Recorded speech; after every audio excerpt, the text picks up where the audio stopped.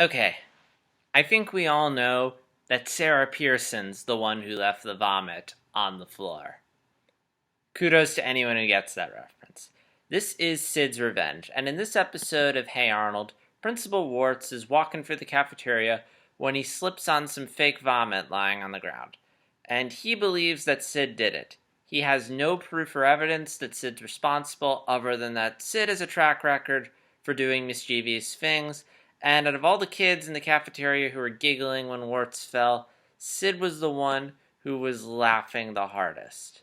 So he gives Sid detention, and even though Sid tries to explain to Warts that he didn't do it, Warts refuses to believe him.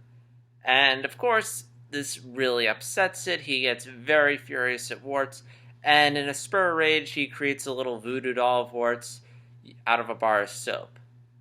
And then the next day, when Sid goes to school, Warts is out, and that leads him to believe that, oh my gosh, I must have killed Warts with my voodoo doll. And upon learning that Warts is in the hospital, and when he goes there, he learns that Warts has permanently checked out.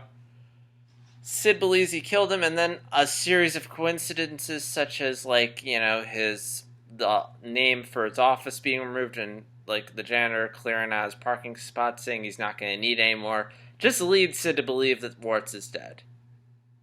Even though if a faculty member was dead, they would have probably sent out some announcer or whatever, but whatever, cartoon logic anyway. So Sid believes that he's murdered Principal Warts.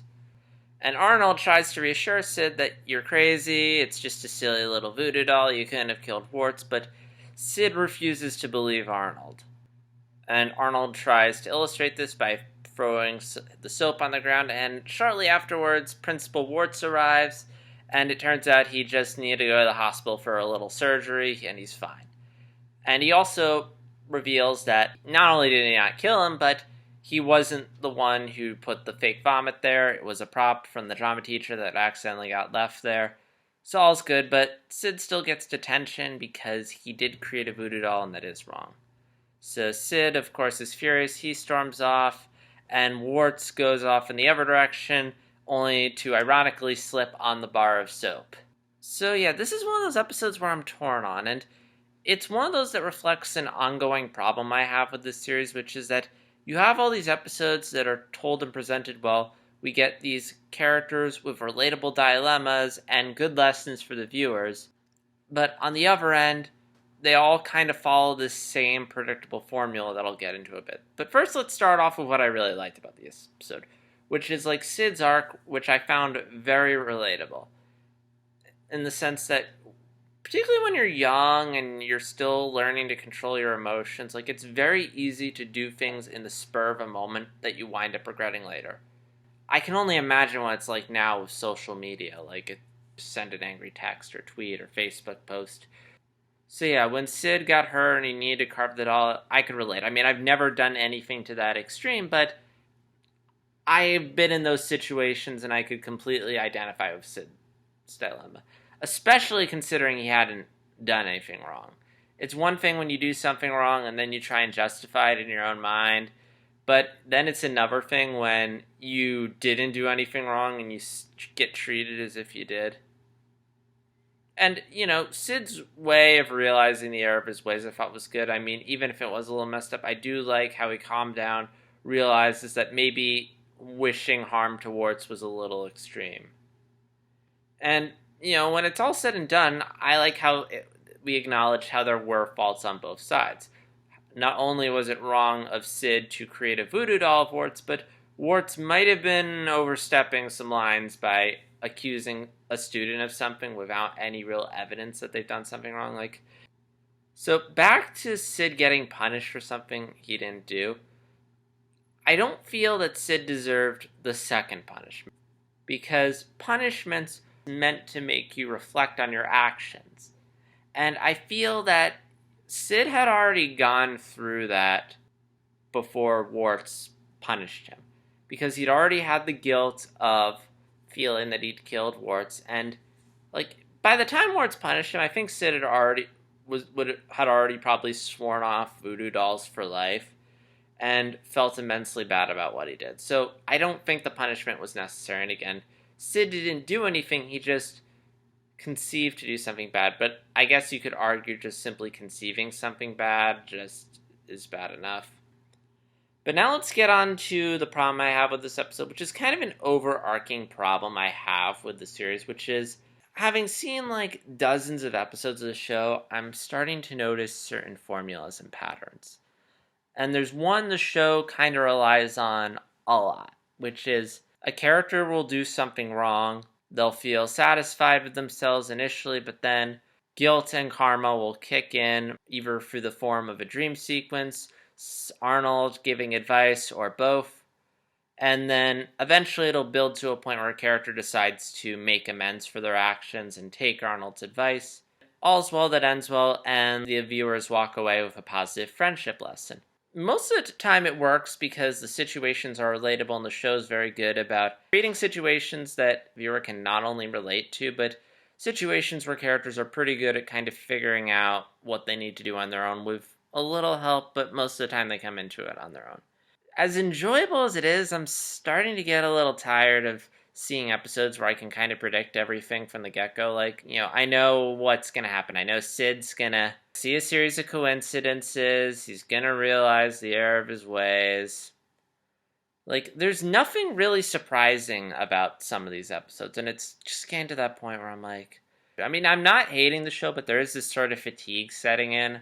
Particularly when considering how the episodes, when they're not kind of following the same formula, they rely on formulas that I've seen in other kids shows. Like in this one, we have the series of coincidences leading character to believe something that isn't true. And yeah, the coincidences were cute. Like I like the bit where the guy's crying because he's chopping onions, and the bit where Sid finds the shovel in the backyard. But there is a part of me that is kind of yearning for something more challenging and complex. I'm not like sick of the show, but there is a part of me that's like, you kind of need to start switching things up more often or I'm going to get bored. Which brings me back to an earlier vlog where I criticized Pig War for being very repetitive, kind of not being repetitive, but just being very simple and there wasn't a lot to it. But looking back, I can see the appeal of why Craig Bartlett would want to write about such a small, low-stakes episode with no real personal issues, which is, it's something different. It's fun, light, and silly, and, you write all these heavy, dense episodes. You kind of want, after a while, you want to do something fun and light. And, I'm finding that the best episodes in the show aren't the ones that are exceptionally well told and have these very relatable dilemmas, although those episodes have been pretty good. But I'm finding that the episodes that I gravitate towards even more so are the ones that are very just offbeat and out there, like What's Up, Arnold, which as of this recording, it's so far my favorite episode of the series because it's a conventional Arnold, Ruth, and Helga story, but it's told in this very unconventional way through an opera where everyone's singing, and it's so different from the rest of the show that I love it. And I'm not just saying I like it because it's different. I like it for the creativity, the energy, a lot of things. And anytime a show can kind of just do something different and out there, I kind of like that. I don't think I'm the only one who's getting tired of this formula because Arnold, when he got dragged into this, he had this I'm done with this shit look on his face. Like, I feel like it looked like he was at this point where he's just tired of playing conscience to people. Especially Sid, because, there's been times throughout the series where Arnold's gotten dragged into a Sid problem, and Sid's a little harder to talk out of things and stuff, because Sid's a very superstitious kid, which we've seen before when he talks about all these legends and stuff, and we see it here with him buying into the soap voodoo doll thing. On a side note, this episode very much reminded me of this Netflix series, which I referenced in the beginning of the vlog, and it's called American Vandal. It's a mockumentary series, and it focuses on this high school student who's been accused of vandalism, not because of any concrete evidence, but because he has a track record for causing mischief. And this group of kids sets out to figure out what happened, and I won't give anything away, but there's a good message in there, not jumping the gun and falsely accusing people of stuff.